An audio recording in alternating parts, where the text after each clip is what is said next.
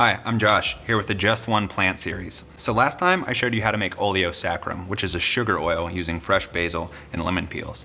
Today I want to show you how to use that in a cocktail. So for this I'm going to be using gin or a non-alcoholic substitute like seedlip or tea, a little bit of fresh lemon juice, our oleo saccharum, and then topping with a little bit of soda, making this a very light, easy drinking cocktail. So for this you're going to need something to measure with like a jigger or some measuring spoons, something to shake into like a cocktail shaker or a mason jar with a sealable lid, a little bit of a strainer, and some soda to finish. So to make this, I'm gonna grab my gin, and I like using an American style because it drinks a little bit lighter and it's not as piney. But if you're not drinking, you can use Seedlip Garden or just some freshly brewed tea. So this is 1.5 ounces of the gin or your substitute. I'm going to be juicing half of a fresh cut lemon, which is about 1/2 ounce.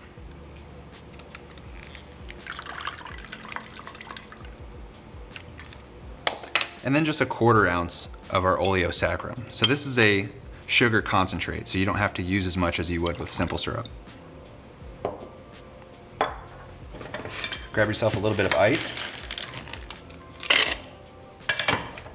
And then you're going to want to shake it.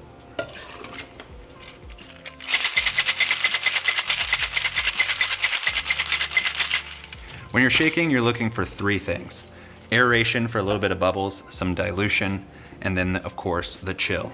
Why that's important is I'm going to be pouring over new ice, that way I don't have too much dilution going into the finish of my drink.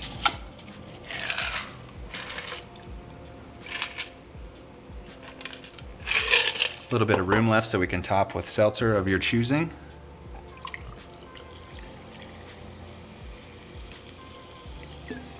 So far we have our fresh basil and our oleo saccharum, which is going to give us a nice little taste.